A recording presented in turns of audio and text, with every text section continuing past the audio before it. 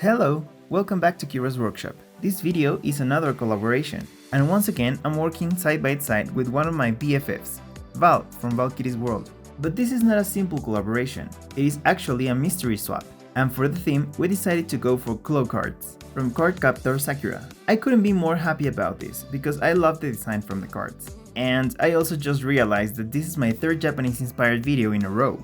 So we both chose one of the existing cards and made a doll inspired by it. This was not an easy job because, to be honest, there are a lot of cards, but at the end I decided to do the dream. We could say that this will be a Clow card, but make it fashion. The dream in the series is depicted as a white being with a white dress, but I decided to use a Cleo doll as a base. Off camera I rerouted her with silver hair, so to match the brows I'm using white pastel as a base, and as always carved them with an eraser.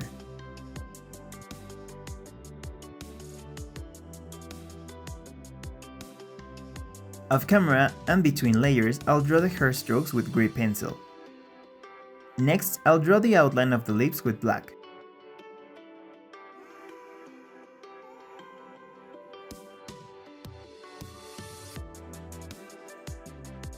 And fill it with purple.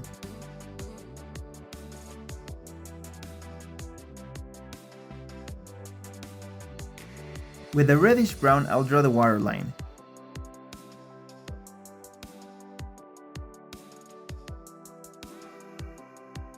And later with black color the eyeliner. I will make the eyeliner kinda big, because she's wearing a helmet and I won't give her fast lashes.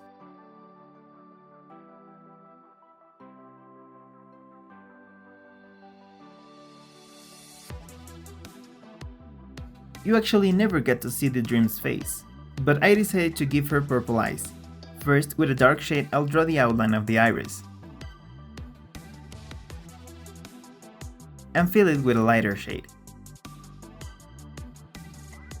Off camera I'll fill the scleras with white. I really love how the pupils look with a darker color of the iris, so that's what I'm doing now.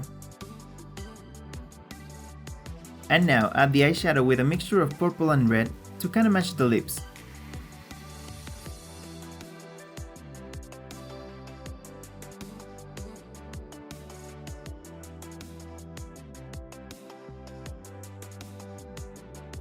Then add some blush on the nose and apples of the cheeks.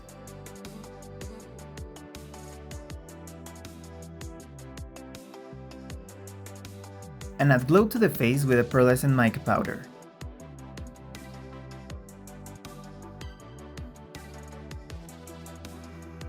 To give a magical shine to the eyes, I'll paint the iris with Dragon Glaze from FolkArt. It is basically a top coat with a color shifting pigment.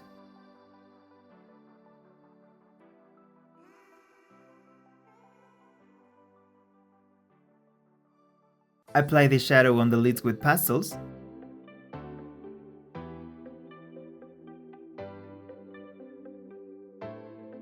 And finish everything with the catch lights. Next step, the helmet. I made these two patterns. I cut the complete one on fun foam, and first give it one coat of black.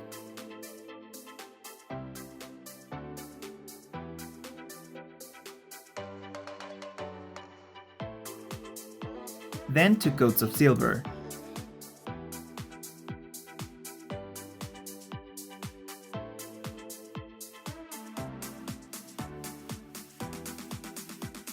And here it is, super silvery and reflective.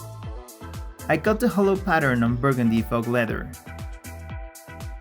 and I'll glue it with uhu.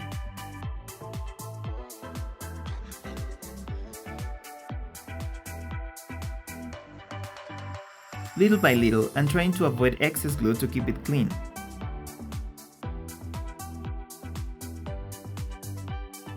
And then give it a coat of holographic Dragon Glaze. As you can see, I painted the green panel on the helmet, but this was the first one I made. I made a mistake that ruined everything and I repeated the complete process off camera, but without the grid panel this time. For the dress, I'm keeping the original mermaid silhouette, so I made these patterns and cut them in silver fabric. Since it is very stretchy, I just gave it darts on the derriere. And I will also sew the dress directly on the body. To play with the textures, I cut the train of the dress on this sequence fabric, and it is basically an elliptical shape, and I'll sew it on the bottom. And yes, it would have been easier if I did this before sewing the dress on the doll, but oh well.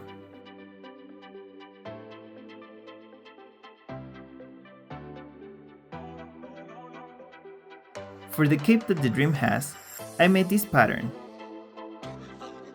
Cut it on the same fabric of the dress, and I also cut the back piece on the same sequence fabric to use it as lining, and glue it on the wrong side.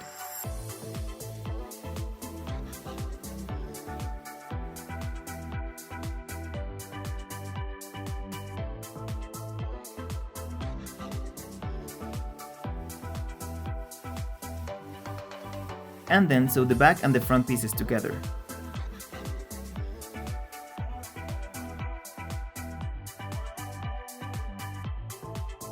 For the diamonds that she has in front of the cape, I cut them with a metallic fabric and faux leather.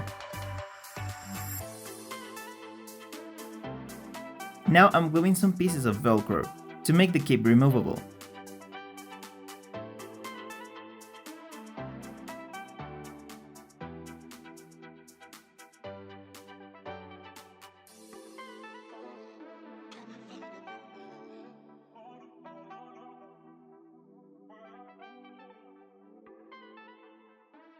Once done, I'll glue the diamonds on the cape.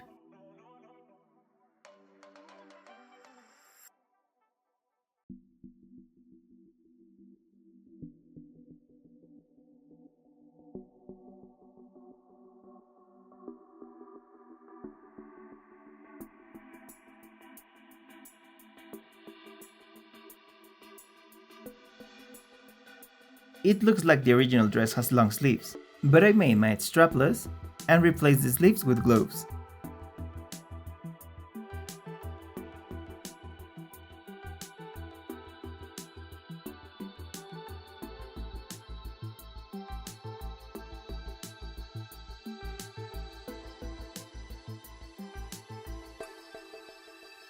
I'll glue on some elastic on the helmet of camera. And for the shoes, I took these operetta peep toe heels and paint some silver details.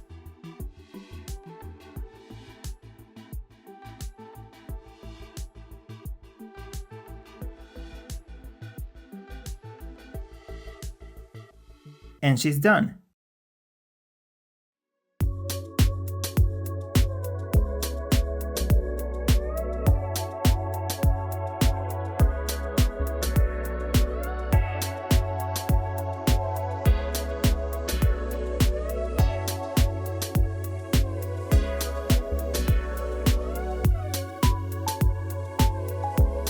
I really love how she turned out.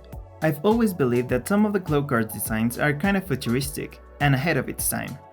To keep the surprise factor of the collab, we decided not to share the final pictures. So if you want to see what Vale created, run to her channel and watch her video. Her link is down in the description box.